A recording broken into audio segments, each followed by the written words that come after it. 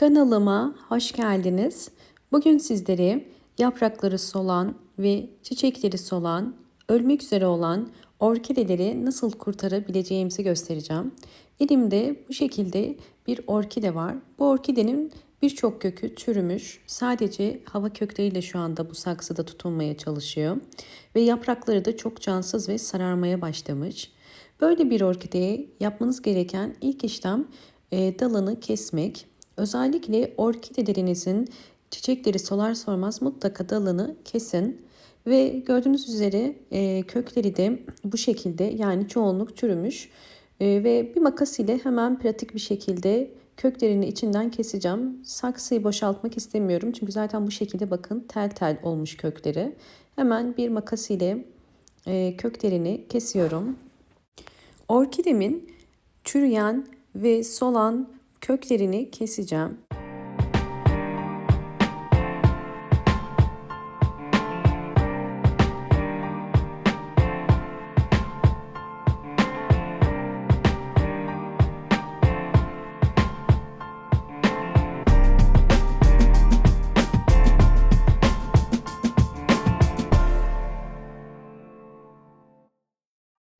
Orkidemi çeşmede hem yapraklarını hem de köklerini iyice yıkadım. Artık orkidemizi canlandırmak için diğer aşamaya geçebiliriz. Orkidemizi canlandırmak için bugün pirinç kullanacağım.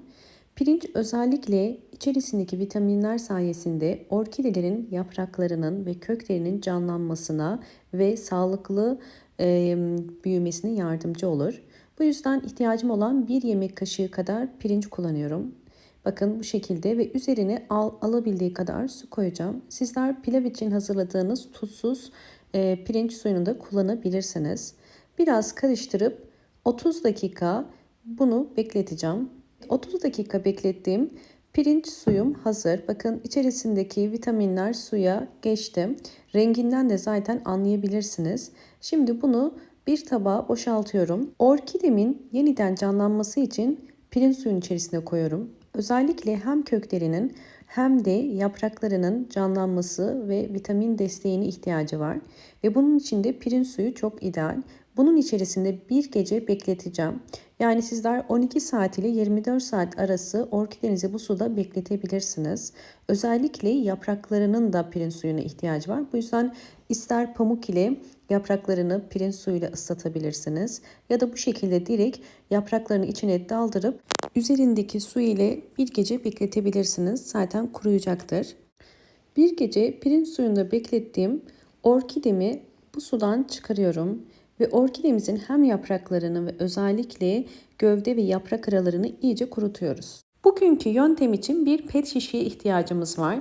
Orkidemizi bugün biz sera yöntemiyle kurtaracağız. Bunun için bir şişe kullanıyorum. Şişenin büyüklüğünü kendiniz ayarlayabilirsiniz orkidenize göre. Bu yüzden bakın üst kısmından kesiyorum. Tamamıyla kesmeyeceğim. Bir bağlantı noktası bırakıyorum. Bakın bu şekilde. Çünkü orkidemize burada sera yöntemi uygulayacağız. Bu yöntemde ilk olarak ihtiyacımız olan şey biraz çiçek toprağı. Çok fazla değil, sadece çok az bir çiçek toprağı koyacağım. Yani çam kabuğunu koyacağım. Sizler de çam kabuğu ya da kil bilyesi ya da eğer varsa Hindistan cevizi kabuğu da koyabilirsiniz. Fark etmez. Çok fazla koymuyoruz. Sadece en alt kısmında bakın koydum. Bu şekilde.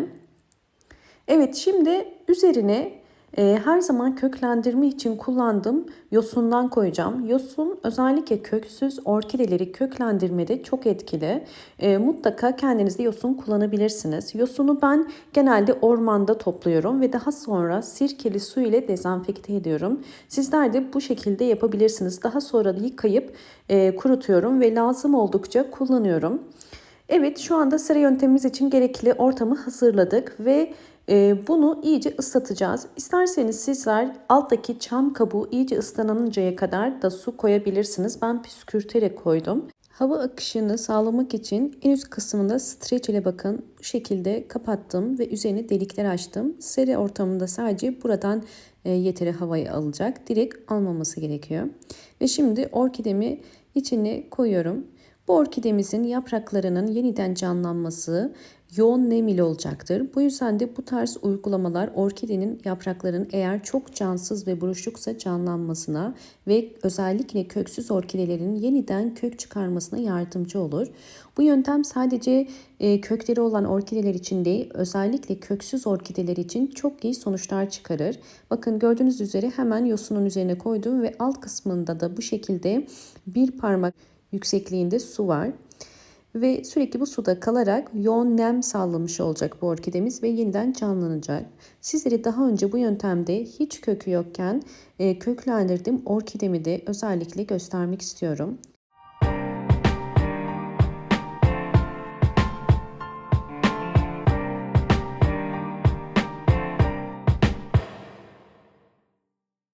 Videomu buraya kadar izlediyseniz ve beğendiyseniz hemen beğen tuşuna basıp kanalıma da abone değilseniz eğer bana destek olmak için abone olabilirsiniz.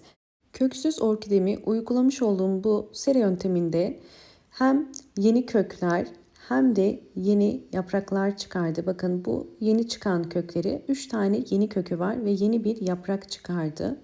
Bu yöntemde özellikle orkideleriniz hem yaprakları canlı ve sert hale gelir hem de yeni kökler ve yeni yapraklar çıkarır.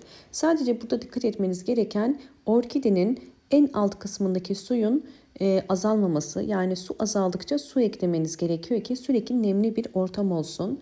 Ve bu tarz orkidelerde sabırlı olmanız gerekiyor. Hemen sonuç beklemeyin. Her uygulamanın belirli bir süreci vardır. Yani bu şekilde olması 2 aya yakın sürebilir. Bakın bu da yine hiç kökü yokken köklendirdiğim orkidem. Gördüğünüz üzere şu anda birçok kökü var. Tabii bu hale gelmesi birkaç ayı buldu. Ve aynı zamanda yaprakları da çok cansız ve yumuşaktı. Bakın şöyle yakından gösterirsem gördüğünüz üzere yumuşak yaprak yavaş yavaş canlanmaya ve yukarı kalkmaya başladı.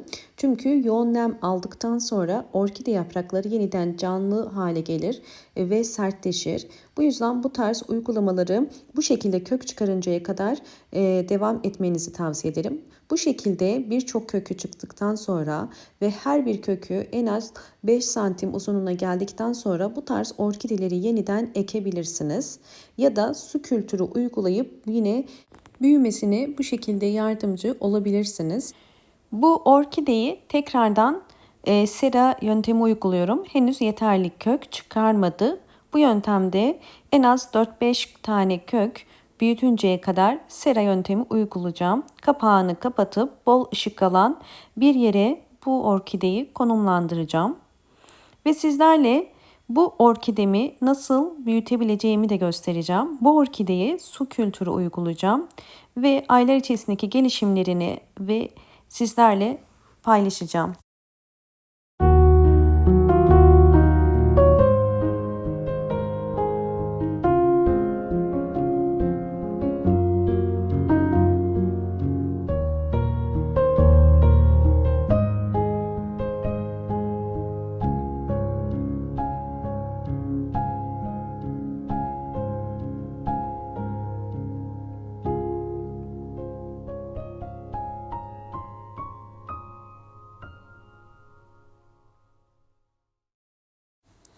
Sizlerle su kültüründe orkidenin son halini de paylaşıyorum.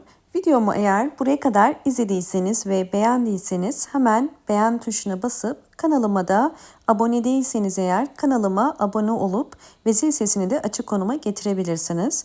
Gördüğünüz üzere su kültüründe orkide daha fazla yeni kökler çıkardı. Sadece yeni kökler değil, aynı zamanda yeni yaprak ve yeni çiçek dalı da çıkardı bu yöntemde. Ve orkide sadece toprakta değil, bu yöntemde de su kültüründe de gördüğünüz üzere bu şekilde gelişim gösteriyor. Bu orkidemde size videonun başında paylaştığım tamamen yaprakları solan orkidem. Bu orkidem serada biraz canlanınca su kültürüne koydum.